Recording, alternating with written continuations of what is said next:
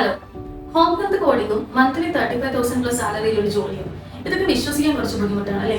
എങ്കിൽ വാ നമുക്ക് ഇവിടെ പഠിച്ച് ജോലി നേടിയ കുറച്ച് സ്റ്റുഡൻസിനെ പോയി പരിചയപ്പെടാം, അതും അവരുടെ കമ്പനിയിൽ തന്നെ. Let's go.